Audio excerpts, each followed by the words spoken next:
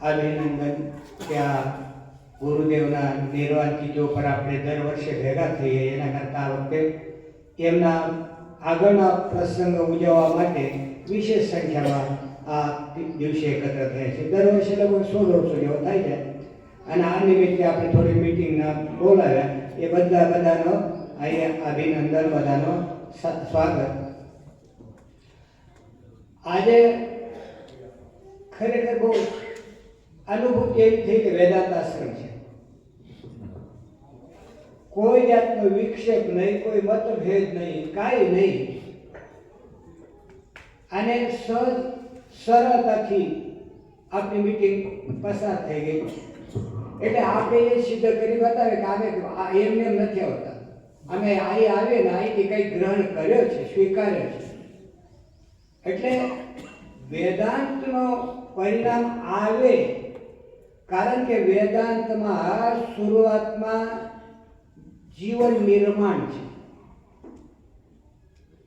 વેદાંતની શરૂઆત જીવનના નિર્માણથી થાય છે અને પૂર્ણાવતિ સ્વસ્વરૂપમાં થાય. પૂર્ણાવતિ જ્યારે આગળ છે પણ શરૂઆત એ આગળ લાગે, શરૂઆત આગળ લાગે. પણ જેમ આપણે એકડો ભણતા હતા કે પહેલા દિવસે એકડો આવડે નહીં, આવડે લીટા મારીને આવતા હતા, બરાબર? ઘણા સમય સુધી લીટા મારે પછી એકડો આવડે. એમ આમાં આપણે આટલો પ્રયત્ન કરે છે કે જેનું પરિણામ આપણા જીવનમાં દેખાય છે. ખાલી વ્યર્થ નથી. એ આપણે સ્વામીજીના આને માધવ તીર્થ અને સ્વામી કૃષ્ણાનંદજીનો આપણે ખરેખર આદર કર્યો છે, એમનો આદર્શ આપણે સ્વીકાર્યો છે, એ આપણા જીવનમાં દેખાઈ આવે છે. બાપુજીને પુણ્યતિથિ છે. પુણ્યનો અર્થ થાય છે કે શુભ કર્મ કરતા કરતા કરતા અનેક જન્મના શુભ કર્મ કરતા કરતા મનુષ્ય શરીરની પ્રાપ્તિ થાય. એમાં મનુષ્યની પ્રાપ્તિ તો થાય, પણ જો હાવ નીચલી કક્ષાના વ્યક્તિ માણસ છે અને જે હાઈટ છે મહાત્મા સંત એ પણ માણસ જ છે. એ કે અનેક જન્મમાં પુણ્યનો સાઠો કર્યો છે. આપણ વ્યવહારિક રીતે ખરેખર જોઈએ ના તો વાસ્તવિક પુણ્ય કરે નથી, પાપય કરે. અને એ જે ત્યાગ શીખવા મળતો હોય નથી ભાગો. જો કે આપણા જે ઉપનિષદો છે, ગીતા છે, ઉપનિષદો પ્રાથમિક ગ્રંથ છે, એ એવું બતાવે છે કે તમે સાક્ષી છો.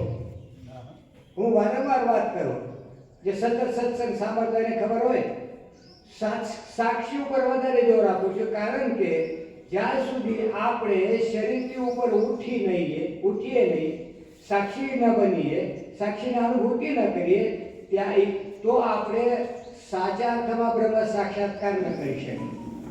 તમે ગિલ્લી દંડ રમતની ખબર છે? એક આમ પેલા નાનકડી કરે અને પેલું એક લાકડાની ગિલ્લી ઉપર મૂકી દે અને પછી આમ મારે ઉપર ઉઠે. ઉપર ન ઉઠે ત્યાં સુધી તમે ભંભાવો ખરા. જેટલા તમારી તાકાત હોય એટલી દૂર જવા દો, પણ એ ઉપર ઉઠે તો એટલે શરીરથી ઉપર ઉઠો.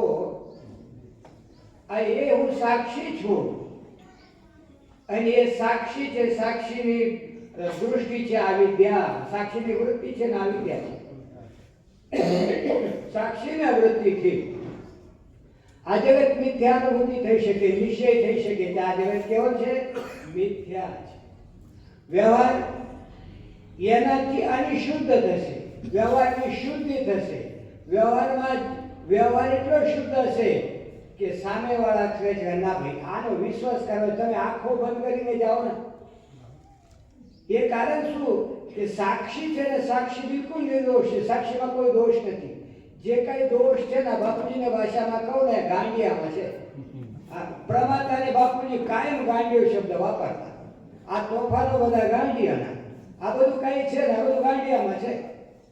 કારણ કે આંતરકરણ ઉપાધિ વાળું જે ચેતન છે ને, જે જીવ, પ્રમાતા કહો, દ્રષ્ટા કહો, સાક્ષી નહીં. સાક્ષી દ્રષ્ટા થોડો ઊંચો ખરો પ્રમાતાથી, પણ સાક્ષી છે ને સાક્ષીની દૃષ્ટિ જ આ વિદ્યાની છે. એની દ્રષ્ટાની વાત છે ને ત્યાં એની દૃષ્ટિ એ દૃશ્યરૂપ છે અને દૃશ્ય દ્રષ્ટારૂપ છે એટલે એ ઊંચી દૃષ્ટિ કરી કે દૃશ્ય મારાથી ભિન્ન નથી. પછી આ સાક્ષી છે કારણ કે પહેલા જ્યાં સુધી આ મિથ્યા જેવી અનુભૂતિ ન થાય ને ત્યાં સુધી બ્રહ્મત્વની અનુભૂતિ ન થાય. કારણ કે જો એવો જો ન હોત ને તો ભાગવતમાં જો મરેલો સાપ શું કરવા લીધો? મહાત્મામાં જ આવે મરેલો સાપ હતો બારના આની ઉપર લઈ અને ઋષિને ગળામાં નાખ્યો તો મરેલો કેમ? બાપુજી બહુ સરસ વાત કરી માધવ તીર્થજી કે સંસાર છે ને આમાં ભાગવતમાં બાપજીએ બહુ કૃપા કરી.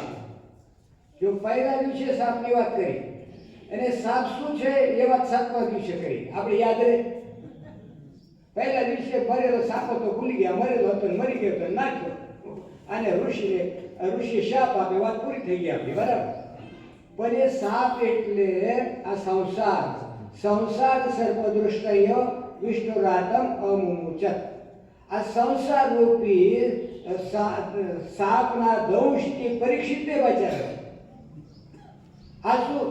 જન્મ મરણ આવાગમન બરાબર અને કર્તૃત્વ ભોગતૃત્વ આ સંસાર છે. તમે લોકો સંસારી નથી અને આને સંસાર બહાર નથી છે તો બધા સંસારના અંદર છે કે જ્યાં સુધી જન્મ મરણ આવાગમન એટલે પરલોકમાં ગયા ને આવ્યા પછી મેં કરેલું ભોગવીશ આ એ જ્યાં સુધી છે ને ત્યાં સુધી તમે સંસારી છો. કારણ કે ભગવાન શંકરાચાર્ય કહે છે કર્તૃત્વ ભોગતૃત્વ લક્ષણ સંસાર. કરવું અને ભોગવવું એ સંસાર લક્ષણ છે એટલે બે આવે ને એ બીજા 4 આવી. એટલે આ સંસાર એ છે એ સંસાર નિવૃત્તિ કરવી છે આની નહીં. આ તમે કમાઓ પ્રેમથી કમાઓ સારા શુભ સંપત્તિ કમાઓ અને શુભ એનો વેચાણ કરો એનો લોકો માટે સદુપયોગ કરો ઉદાર હાથે. એ બધું ક્યારે બને કે જ્યારે આપણે આગળ વધીએ તો. એટલે સંસાર એ વસ્તુ એ છે કે આ 6 થી બહાર નીકળી ગયા તમે સંસારી નથી. તુકારામ મહારાજ પણ કહે છે કે જો વળી નહીં વિરસેલા દેહ તો વળી આવશે સંસારી. જ્યાં સુધી હું આ શરીર નથી બરાબર એનો નિરસન થઈ જાય એને યાદ જ ના આવે. જેમ આપણે મનુષ્ય ભૂલાતો નથી એમ આપણે આ મનુષ્ય તો ભૂલાઈ જાય અને હું પરબ્રહ્મ પરમાત્મા કે આ ભિન્ન છું બ્રહ્મ છું એવો જે નક્કી થાય ને આ એ ક્યારે ન ભૂલાય યાદ ન કરવું પડે. મોટા ભાગે શું હોય છે કે યાદ કરવાની વાત કરતા હોય છે. અમે તમારે જેવો સમજાય પણ બોલી શકીએ નહીં. આ તો આમ બોલતા ના આવડે આપણે યાદ નથી તો યાદ રાખવો જ નથી સમજવું જ છે. આ વસ્તુ છે ને સ્મૃતિનો વિષય નથી. આ વિષયને જાણી લીધો ભૂલી ગયા. અખંડની એક જગ્યા પ્રવીણભાઈ વાત કરી હતી. પ્રવીણભાઈ કે અખંડની એક જગ્યા કોઈ પ્રશ્ન પૂછ્યો એમને કે આ જે બ્રહ્માકાર વૃત્તિ છે બ્રહ્માકાર વૃત્તિ થાય બાધિત કેમ થાય નીકળી કેમ જાય? સ્વામીજીએ બહુ સરસ જવાબ આપ્યો. તમારા ઘરે કામવાળી આવે તો કે હા અચ્છા એ એનો કામ કરે ઝાડુ કરે પોતો કરે અને પછી બેસી રહે કે જાય એનો કામ થાય જ કરે. આજે બ્રહ્માકાર વૃત્તિ છે. બ્રહ્માકાર વૃત્તિનું કામ શું? આવી ગઈ નિવૃત્તિ. આવી ગઈ નિવૃત્તિ બહુ બીજું કરવાનું એને કામ શું? આ એ રીતે છે ને આ જે વૃત્તિ છે વૃત્તિનું કામ કરી જાય ને પકડી નથી રાખવાનું એને યાદ નથી કરવાનું. વૃત્તિ છે ને તમારી વૃત્તિ એક સરખી ક્યારે રહીને રાખીને બતાવો અને તો વૃત્તિ જ નથી. વૃત્તિનો અર્થ એ છે કે જે એક સરખી ન રહે તો વૃત્તિ દૃષ્ટિ એ અંતઃકરણની છે. આ નહીં આ નજર છે આંખ છે એ વસ્તુ આખી અલગ છે. અને આંતરદૃષ્ટિ છે જે અંતઃકરણની દૃષ્ટિ છે આ એ અંતઃકરણની દૃષ્ટિથી સાક્ષાત્કાર થાય. આ બહારના કોઈ પણ ઇન્દ્રિયની દૃષ્ટિ અથવા મનોબુદ્ધિ આદિની પણ કામ ના આપે પણ અંતઃકરણની જે દૃષ્ટિ છે બધાનો નેતિ કર્યા પછી જે રહે એ કે જેને બાદ ન થઈ શકે નથી એમ તમે ન કહી શકો એ જે વૃત્તિ છે ને એ વૃત્તિ એનો કામ કરીને બાધિત થઈ જાય અને એના ઉપર બાપુજી ઓછો રાખતા. તમે બે મહાત્માને જો સ્વામી માધવ તીર્થજી દૃષ્ટિ સૃષ્ટિવાદમાં શું છે એ જ છે. બાપુજી એ વિશેષ ખુલાસા સરળ રીતે કરે. બાપુજી ભાગવતમાં એટલો સરળ ખુલાસા આપણે સમજાય અને આપણે જો અધિકારી હોઈએ સાધક હોઈએ તો આકર્ષિત થયા વગર ન રહે. કારણ કે ભાગવતમાં બાપુજી જે વાતો કરતા હતા ને વિરાનીમાં પહેલી ભાગવત બાપુજીને સાંભળી. કારણ કે બાપુજીના ગુણ બાપુજીની તિથિ ઉપર ભેગા થયા છે. ત્યારે મને તો ગુજરાતી નહોતું આવડતો. હવે બધાને ખબર જ છે ગુજરાતી નથી, એમાં કઈ છૂપવા સ્થાન શું રાખવાનું. એટલી મને સમજણ નહોતી વખતે ભાષા નથી સમજાતી. કોઈ હિન્દી બોલે છું ગુજરાતી બોલતો મેં આને સમજાતો નથી, કોઈ હિન્દી સમજું છું પણ ગુજરાત નથી સમજતો એવું મને લાગતું. એ વખતની વાત કરું, વિરાણીમાં મેં વાત સાંભળી, બાપુજીની કથા સાંભળી. ત્યારે અમે ભાઈ આમ ફરવા ગયા, ત્યાં બેઠા હતા અને બચ્ચુભાઈ ભગત હતા દેશલપરના. એ કહે કે સ્વામીજી આ ભગવાન કૃષ્ણનો જન્મ થયો તો એ આંસુનો કેમ આવે છે? હું બોલી ગયો, કૌશ મર્યો નથી, દોઈ ગયો નથી, કૌશ જીવતો છે. બાપુજી આમ જોયા કરે આ તો ભાષા સમજાતી તો બોલે છે. મને જે આકર્ષણ છે ને પહેલા બાપુજીને ભાગવતમાં છે, પછી અહીંયા પહેલા મેં 8-10 કથા બાપુજીને સાંભળી અને બાપુજીની કૃપા કોઈ ઉપાધિ નહીં, એકાગ્રતાથી ભાગવતની કથા સાંભળવી અને એ ભાગવતની કથા જાણે મારા માટે થતી હોય એવું મને લાગ્યો હતો. આ એમની જ કૃપા, નહીં તો સમજાય જ નહીં શું બોલે છે. પણ એમની કૃપાથી સારા સારા મહાપુરુષોમાં ફર્યો હતો અને છેવટે વાસ્તવિક સદગુરુ પાસે આવ્યો કે જેના જ્યારે માંડવીથી આવ્યો વાંઢા આવ્યો ત્યારે બાપુજી કહે કે આના ઈશ્વરના ચારે હાથ આના માથે છે. બચ્ચુભાઈ કહે કે તમારા ચારે હાથ માથે હોય પછી બીજા શું જોઈએ છે? સદગુરુની કૃપાથી બધી કૃપાઓ પ્રાપ્ત થાય પણ આપણી યોગ્યતા જોઈએ. આપણી યોગ્યતા હોય ને સદગુરુની કૃપા તો સતત વર્ષે છે અને ઈશ્વર કૃપા સતત વર્ષે છે, શાસ્ત્ર કૃપા સતત વર્ષે છે, ગુરુની કૃપા સતત વર્ષે. વાંધો ક્યાં પડ્યો? કેમ સમજાતો નથી? આટલા વર્ષોથી મહેનત કરી, એનું કારણ એક જ છે, છત્રી પકડી જઈએ છીએ. બરાબર? છત્રી પકડીને આવે કે જો હું બીનો થયો ત્યારે કોઈ નાશ થાય ને છત્રી પકડીને. આમાં કારણ શું? આ તત્વજ્ઞાનમાં આપણે ધીના કેમ નથી થતા કે અહંકારની છત્રી પકડીને હેડીએ છીએ. અહંકારની નિવૃત્તિ થાય તો ભગવત પ્રાપ્તિ થયેલી છે, થવાની નથી. આ થયેલી છે એ સમજણ પડે, નવો કઈ પ્રાપ્ત નથી થતો. આપણા કોઈ મહાત્મા હતા એ પ્રવચન માર્કેટ વોટ્સઅપમાં કશાકમાં હતો એ કે તમને નવો કઈ મળવાનું નથી, મળેલો જ મળવાનો છે. મળેલો છે એટલી ખબર જ પડે, નવો કાંઈ મળતો નથી. અને આવી દે જતી નથી, ગયેલી જાય છે.